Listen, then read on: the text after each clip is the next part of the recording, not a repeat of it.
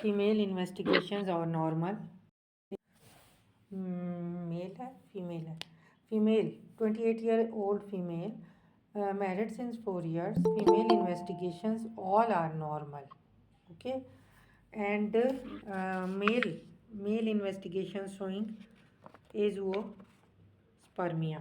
HSA showing azoospermia. So doctor, what history points you want? So here is a patient came to you. A couple came to you, 28-year-old female, and her labs are normal. All her investigations are normal with HSA showing azoospermia. So what history points you will take from the couple या patient? Female की तो लेनी नहीं है. As a investigations are normal. थोड़ा बहुत पूछ लें, कपल हिस्ट्री ले लें. Are they living together, first marriage और not, and what is the coital frequency, any difficulty in the coital act. ठीक है, ताकि वो रूल आउट हो जाए. एंड देन अब आप आ जाएं मेल की हिस्ट्री की तरफ. So is this is first sample और the repeated sample. Is it was done after 3 days of abstinence और नॉट. ठीक है. So then I will take the proper history. Age of the male partner, any age of the male partner, then any history of trauma to the to कौन सा area कहेंगे, to the pelvic area. Male का कौन सा area होता है. Any history of trauma to penis और scrotum, groin area. ठीक है. Any history of infection, any history of pussy discharge from the penis, or and papules, vesicles. ठीक है. Then what is his occupation, multiple sexual partner. ठीक है. Any history of inguinal surgery या testicular surgery. Erectile dysfunction हो गए ना, वो आप कपल हिस्ट्री में ही डाल देंगे कि any difficulty in the coital act. Any history of multiple sexual partner हो गया. देन लॉस ऑफ स्मेल की हिस्ट्री ले लेंगे आप. His height, any febrile illness. ठीक हो गया. Then any history of diabetes, mumps in the childhood. ठीक है. Then testicular enlargement and testicular trauma, and any abnormality in the structure of the meatus. ठीक है. इजैकुलेटरी डिसफंक्शन तो नहीं है कोई. इरेक्टाइल तो उसमें आ गया. अब any history of repeated chest infection, हर वो decrease libido, any history of anabolic steroids, antipsychotics and alpha blockers. So these are the history points. So you will take these history points, इसको आप compile कर लेंगे. Any history of radiotherapy और chemotherapy, smoking and alcohol. ठीक है. So इसको अब आप past medical surgical gynaecology, past medical surgical drug history and surgical history, इसको आप उस तरह बोलना चाहें तो उस तरह कर लेंगे. Then I will examine my patient. So mental stress, हाँ, एनी हिस्ट्री ऑफ स्ट्रेस वो भी ऐड कर लें. And examine my patient with the urologist. First of all, I'll calculate my patient's BMI. I'll look for his general height, hair distribution on body, and I will look for gynecomastia. And I'll look for body shape and hair distribution. And on local examination, I will look for scrotum, for testicular descent, volume, consistency, and temperature. And then I will look for presence and absence of vas deferens. And I will look for epididymis for any tenderness and any nodularity. And then I will look for presence or absence of varicocele, hydrocele, and any like penis size, like it's micro penis or not.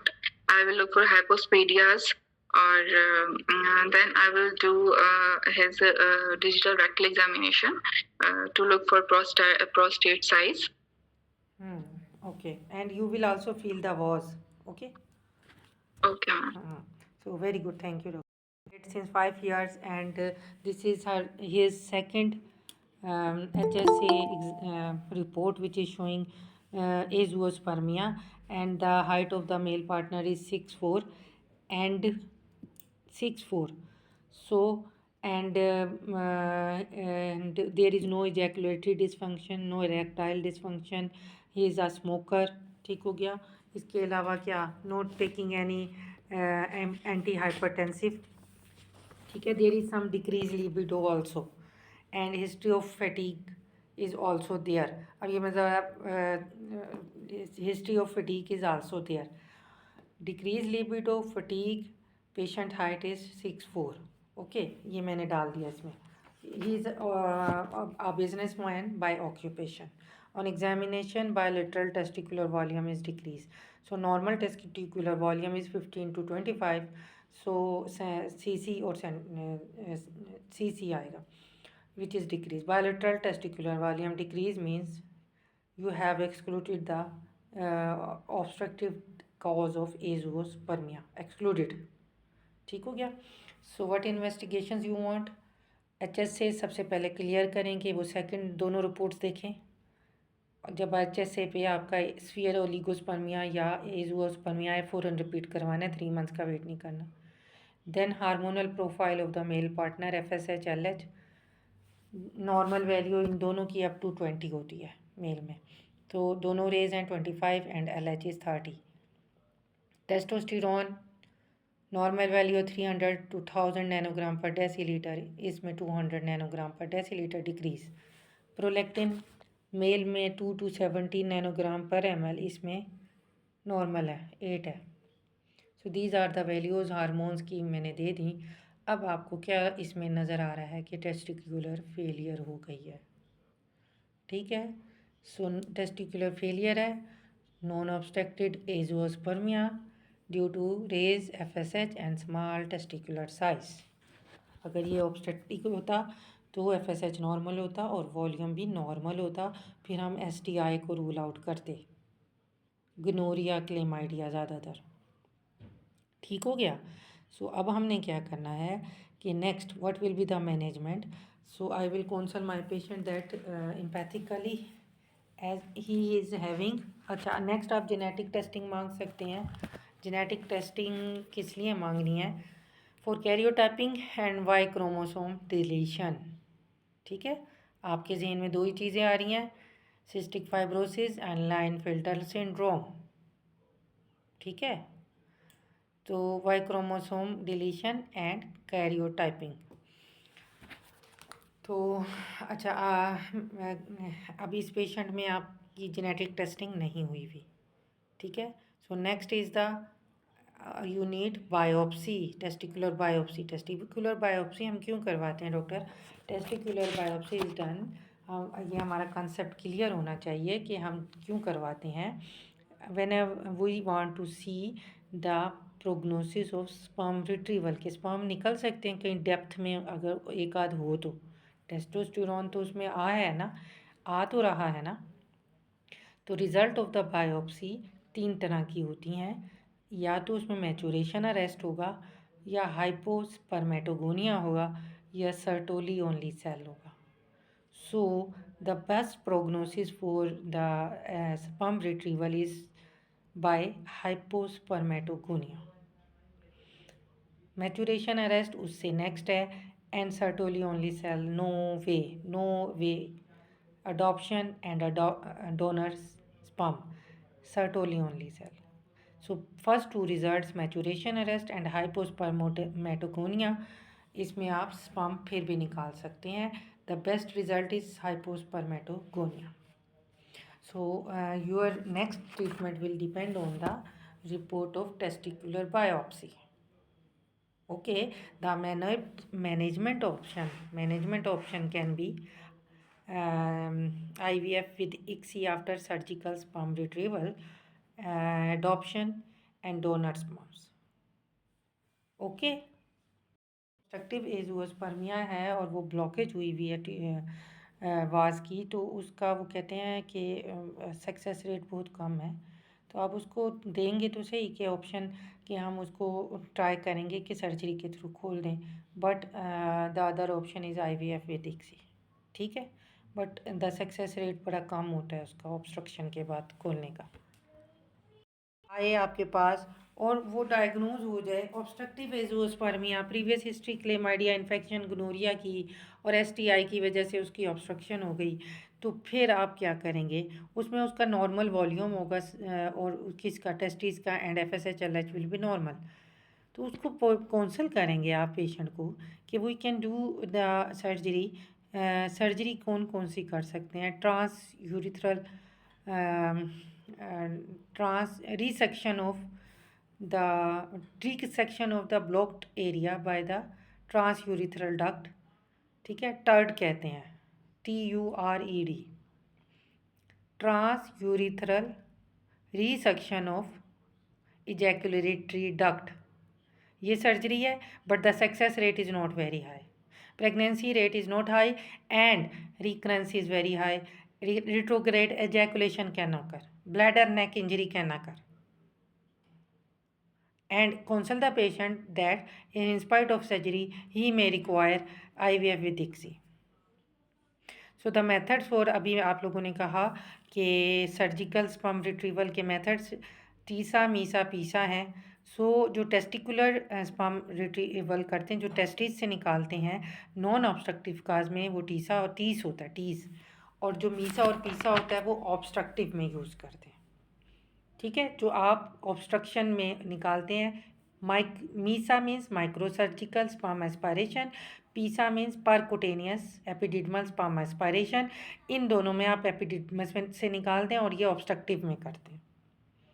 जो testis होते हैं, Tessa या tease, testicular sperm aspiration या testicular sperm extraction, ये दोनों non obstructive काज में करते हैं, ठीक हो गया गर्ल्स। सर्जरी का नेम है trans urethral resection of ejaculatory duct. तो इसकी जो कॉम्प्लिकेशन है, रिकरेंस ज़्यादा है, रिट्रोग्रेड इजैकुलेशन है, ब्लैडर नेक इंजरी है, recurrence very high, success rate not very high, pregnancy rate not very high. Okay ma'am, thank you ma'am. ये नहीं है ना, low sperm count with low testosterone, normal testosterone 300 से ज़्यादा होना चाहिए, नैनोग्राम पर डेसीलीटर, हर जगह डिफरेंट लिखे हुए, सो मोर देन 300 इज़ नॉर्मल। अगर लो यानी oligospermia with low testosterone level, तो फिर आप उसको 3 मंथ्स का ट्रीटमेंट दे सकते हैं medical. What is the medical treatment?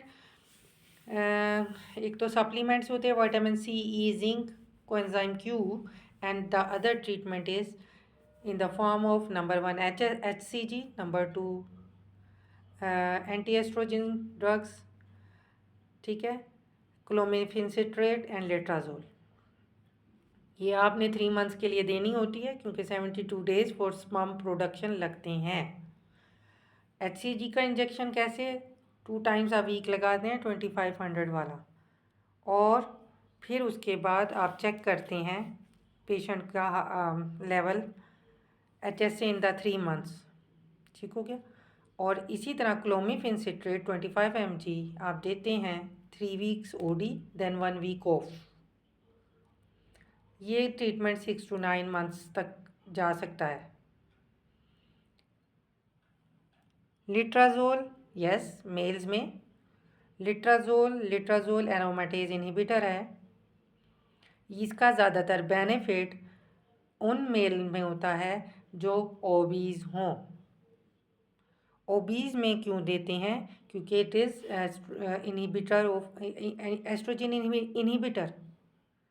Obese में एस्ट्रोजन ज़्यादा हो जाता है जिसकी वजह से टेस्टोस्टेरोन सुप्रेस हो जाता है। तो whenever there is a male obese with low testosterone, low sperm count, give letrozole 1 mg OD for 3 weeks and 1 week off.